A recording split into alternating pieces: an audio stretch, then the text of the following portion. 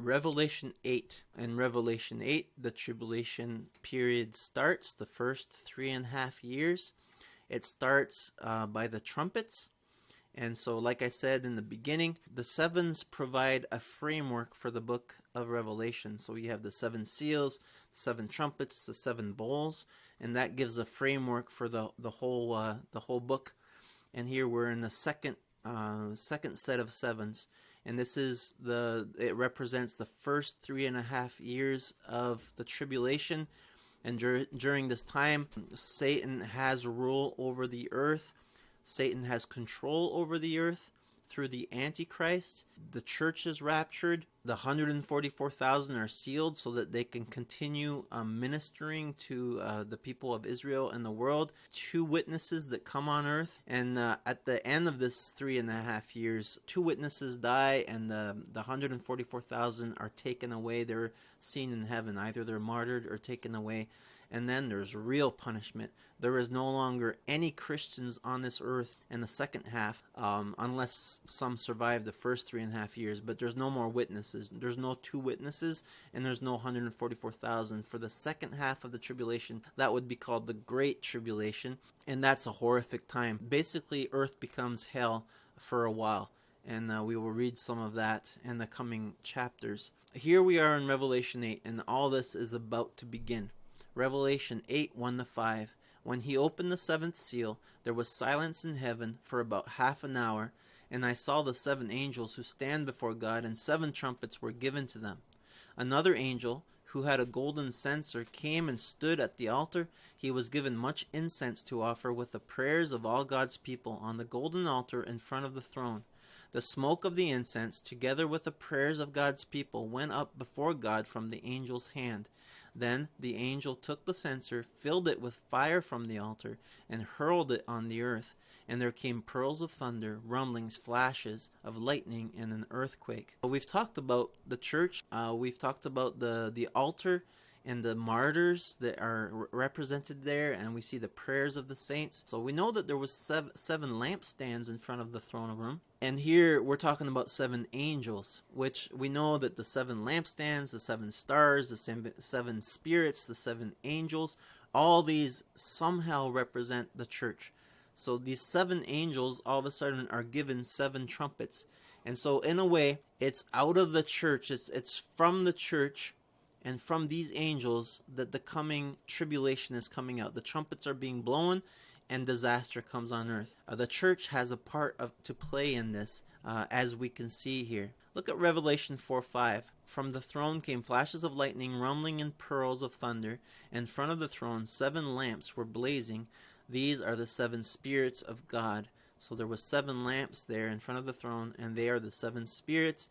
And here in Revelation 8, we see the 7 angels in front of the throne. So again, representation of the church are given 7 trumpets to blow that will bring about 7 disasters. 4 disasters on earth, 2 of them are more spiritual, and then 1 is the 7 bowls. Revelation 1:20, the mystery of the 7 stars that you saw in my right hand and of the 7 golden lampstands is this: the 7 stars are the angels of the 7 churches, and the 7 lampstands are the 7 churches. Again, all these are all mixed together. All we need to know at this point, all these 7s are representations of the church itself. The scroll has been opened now. The 7th seal has been broken. We can see inside, and now starts the disaster. Now starts the tribulation. Trumpets have to do with the great day of the Lord, which is a day of disaster. And so the 7 trumpets here that are blown have always been represented in the Old Testament as days of disaster coming. We can see this most clearly in the book of Joel, chapter 2, 1-2. Blow the trumpets in Zion, sound the alarm on my holy hill. Let all who live in the land tremble, for the day of the Lord is coming. It is close at hand, a day of darkness and gloom, a day of clouds and blackness, like dawn spreading across the mountains. A large and mighty army comes, such as never was in ancient times, nor ever will be in ages to come. Blow the trumpet in Zion, a day of darkness is coming. The day of the Lord is coming. The day of the Lord, Revelation, is not good tidings for the world. It is a day of disaster and blackness and gloom, according to Joel. And it comes with the sounding of a trumpet. So these 7 trumpets have very much to do with destruction. We also see this in Ezekiel 30, 1-4. The word of the Lord came to me, Son of man, prophesy and say, this is what the sovereign Lord says. Well and say, alas for the day is near, the day of the Lord is near, a day of clouds, a time of doom for the nations. A sword will come against Egypt, anguish will come upon Cush. When the slain fall in Egypt, her wealth will be carried away and her foundation torn down. Prophecies, we know that they have to do with the times they were written, and they also have to do with the end days. And here we see that the day of the Lord is a day of doom for all nations. All right, it's a day of punishment for all nations for the way they treated the holy people, the prophets, Christians, and the Jews. Revelation 8, 6-7. Then the 7 angels who had the 7 trumpets prepared to sound them. The first angel sounded his trumpet, and there came hail and fire mixed with blood, and it was hurled down on the earth.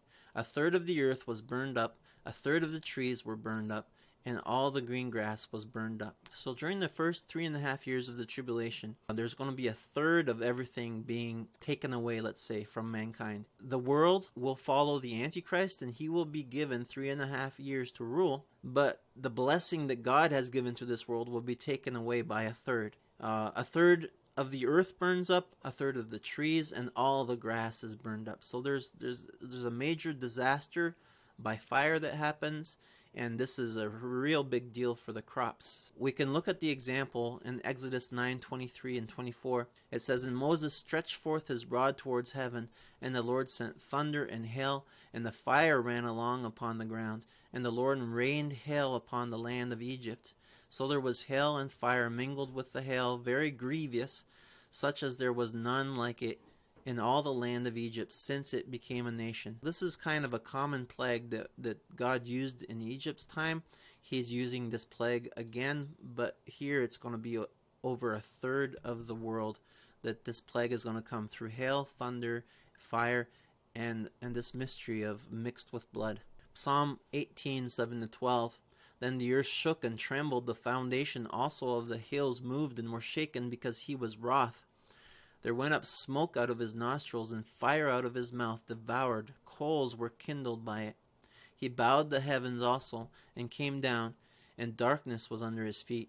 And he rode upon a cherub, and did fly. Yeah, he did fly upon the wings of the wind. He made darkness his secret place. His pavilion round about him were dark waters and thick clouds of skies. At the brightness that was before him, his thick clouds passed, hailstones and coals of fire. So here is a description in the book of Psalms of God's anger coming, and it's describing it as a storm with hail and coals of fire. And here we have an interesting description of God coming riding on cherubim. The cherubim are very much his transportation. As we see in Ezekiel as well, these cherubim move around with God. As he moves, the cherubim move, and they have wheels that follow them, and it's very interesting. Here we do see that the hailstones and the fire are always related. There are a few places in the Bible that talk about the blood as well, but that's just really a mystery how the hailstones, fire, and the blood is mixed in there as a punishment. The second trumpet, Revelation 8, 8-9. The second angel sounded his trumpet, and something like a huge mountain, all ablaze, was thrown into the sea. A third of the sea turned into blood. A third of the living creatures in the sea died, and a third of the ships were destroyed. We should notice that it's something like a huge mountain, so it could very well be a meteorite that comes down, and it destroys a third of the sea creatures. A third of the sea turns into blood, and a third of the ships are destroyed. So this is going to cause a big problem with merchant ships. And when the third trumpet sounds, Revelation 8, 10-11, this is what happens. The third angel sounded his trumpet, and a great star, blazing like a torch, fell from the sky on a third of the rivers and on the springs of water. The name of the star is Wormwood. A third of the water turns bitter, and many people died from the water that had become bitter. Now it does not say something like a mountain. It says that it is a great star that falls in. We do not have to believe that this is an actual star as we know them, like the sun, the sun falling down on earth or that kind of thing. We do not have to bring our definition of a star into Revelation 8:10. We can let the Bible describe things as it describes it, and it's also like a flaming torch, and there's no reason to not think that it's somewhat like the mountain that fell before, so like a meteorite or something like that. But a star, as we have seen, can represent an angel. This star that has fallen, it brings about bitterness in a third of drinking water. This is all the more likely to be an angelic being because it is spoken of in Revelation 9:1 again.